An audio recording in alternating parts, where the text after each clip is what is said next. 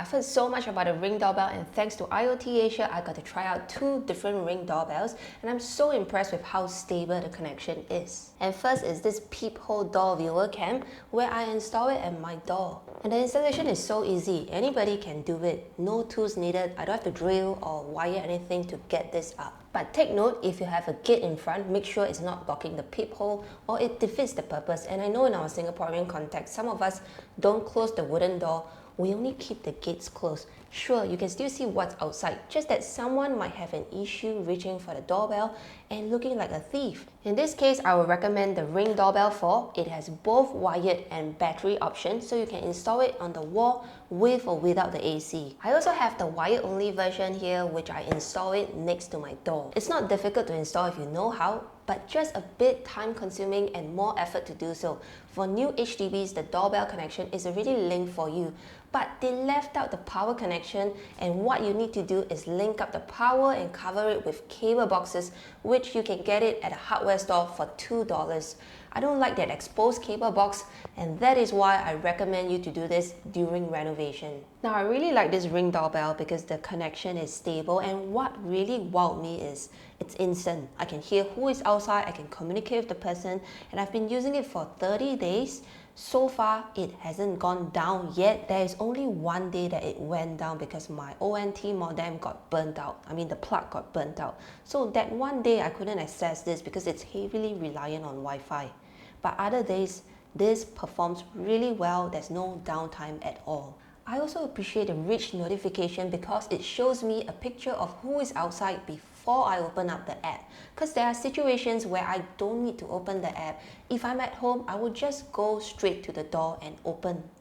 If I'm not at home and someone rings the doorbell, I will enable the mic and speaker so we can communicate both ways. Hey Melvin, can you hear me? Yes, I hear you fine. So far, it's been loud and clear.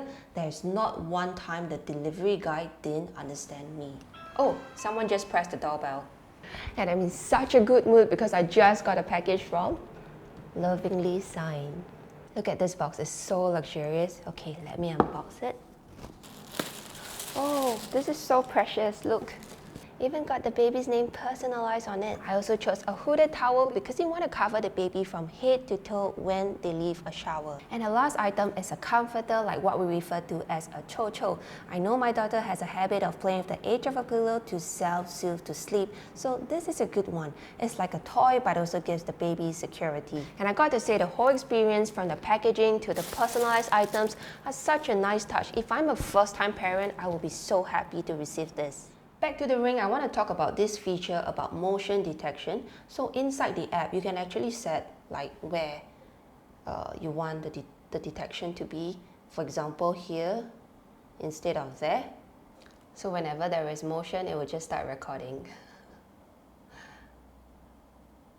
That is me. But if you live in a high traffic area, you want to turn on this people only mode. For example, if your house is facing the main road, there's a lot of cars going by, people walking by, then it doesn't make sense to get alerted with every single motion. So for this case, you want to turn on people only mode to avoid being alerted about motion. So the Ring Doorbell will start recording when there is motion or if someone presses the doorbell, but what about in between? The Ring Doorbell will snapshot in between and piece it together into a timeline. So this is a motion, and then that's the next motion, and then in between, there's no one walking, there's no activities. It will continue to take a snapshot, and then they'll piece it together into like a time lapse. So even if there's nothing going on, it will still keep a picture. So when you scrub through, it's like picture, picture, picture of what's going on in between.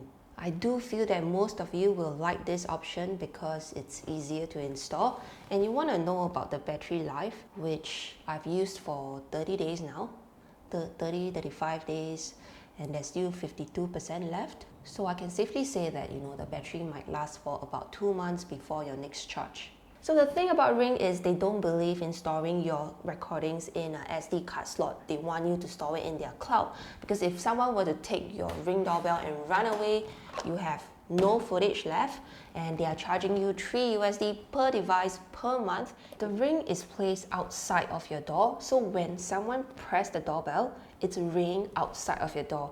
If you live in a small place, yes, you can hear it, but if you live in a bigger place, you can't really hear it if you're at the back of the house. So the only way is to add a chimer. You can have 3 doorbells linked to 1 chimer, or like 3 doorbells linked to 2 chimer. You can set it in the app and decide like which doorbell is ringing to which chimer. One thing about this chimer is it doesn't have a schedule.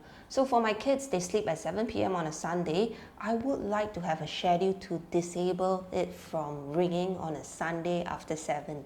So after 7 p.m. usually I order a delivery and then the guy comes and he will press it. That's when I go into the system and I snooze it for like 1 hour. But yeah, I would really appreciate if there's a schedule that I can do this permanently. And sure, I do have feedbacks for this Ring doorbell system. I feel that the UI can be better. Right now it looks a bit flat.